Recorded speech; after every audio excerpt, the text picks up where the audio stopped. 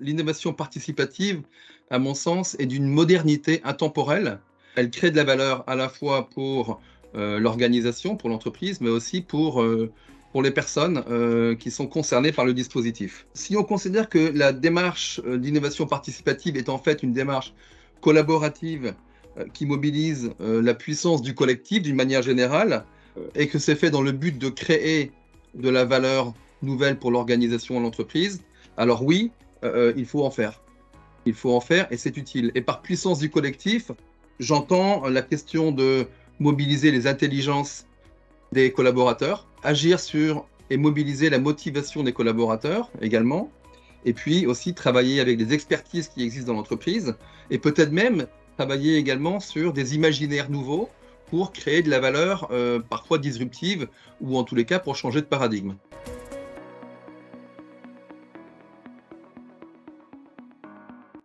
Oui, sur le principe, l'innovation participative est faite pour toutes les entreprises.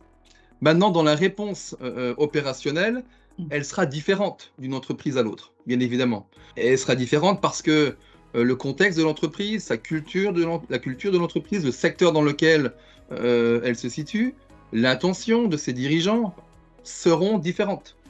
Mais à la question, est-ce que c'est utile pour les entreprises et est-ce que ça concerne toutes les entreprises? La réponse est clairement oui.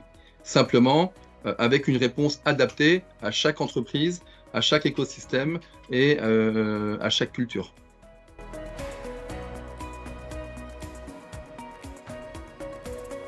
Indépendamment du défi intrinsèque lié à l'innovation, je pense qu'un des défis majeurs, c'est la collaboration.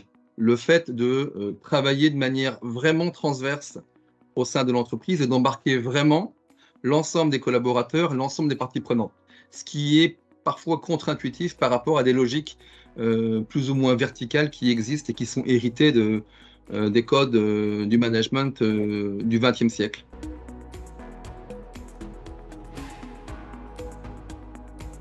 De prendre le sujet et de lui donner de multiples façons de vivre. Sans doute, un des enjeux, c'est d'abord de bien définir ce que l'on veut faire. Et ça passe évidemment par une qualité d'écoute pour les différentes parties prenantes et une qualité d'écoute entre dirigeants eux-mêmes pour le faire. En tout cas, c'est de trouver la bonne réponse par rapport à l'enjeu de maturité, par rapport à l'enjeu contexte de l'entreprise.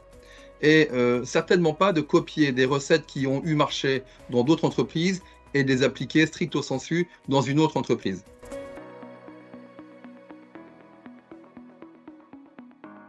Ce qu'on a voulu faire cette année, c'est finalement d'ouvrir l'innovation participative avec des termes peut-être plus accessibles et des termes plus larges, plus ouverts. Par exemple, plutôt que de parler d'innovation participative, moi j'aime bien parler d'action en collectif. C'est pour ça que dans notre raison d'être, on a dit que l'enjeu était d'agir collectivement pour l'innovation. Mais quand on dit agir collectivement pour l'innovation, on fait bien évidemment référence à la dimension participative, mais c'est plus simple à comprendre et ça me semble plus ouvert pour que chacun puisse y trouver sa place. Et puis ensuite, c'est évidemment lui donner du sens. Quel sens on veut donner à l'innovation participative? Parce qu'innover pour innover, en disant tiens, moi aussi, je suis une entreprise qui innove, mais qu'il n'y a ni intention profonde, ni sens profond, bon, je conseille de ne pas se lancer.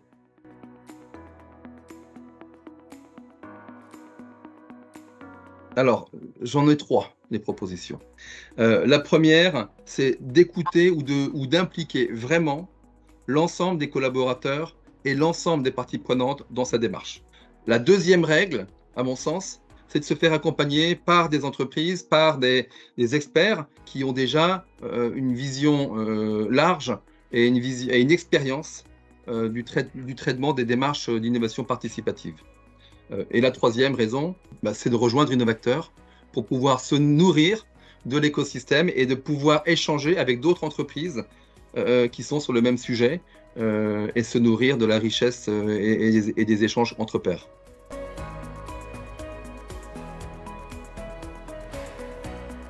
Alors je pense, en tout cas, notre intention, c'était 2 messages clés.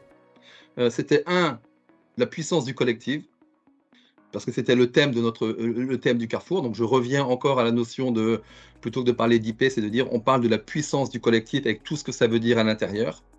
Et le deuxième message clé qui est dans notre signature, c'est de parler d'innovation désirable. C'est de bien se poser la question, mais pourquoi faire et dans quel sens? Est-ce que l'innovation est un réel progrès et pour qui?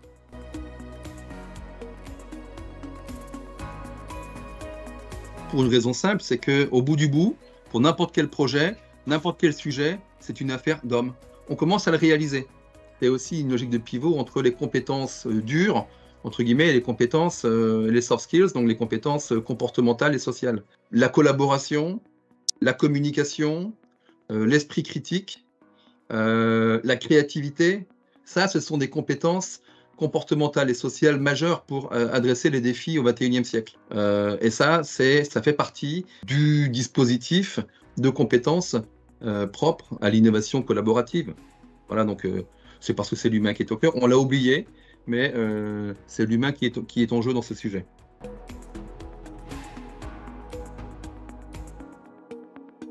C'est un peu difficile, sans doute pour plusieurs raisons, parce qu'on est dans une logique où on a une histoire de KPI qui sont des KPI très rationnels et très économiques, et que donc là-dessus, et en plus court-termiste, et que là-dessus, c'est évidemment difficile d'aller donner de manière très claire et immédiate un ROI d'une démarche d'innovation collaborative.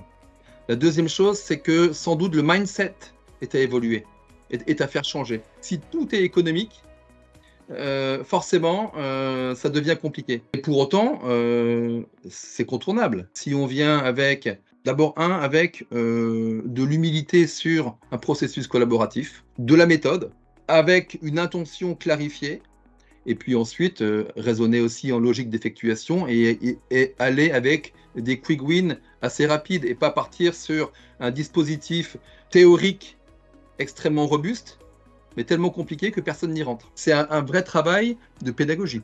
Je pense que les entreprises y viennent de manière progressive et de plus en plus. Ouais.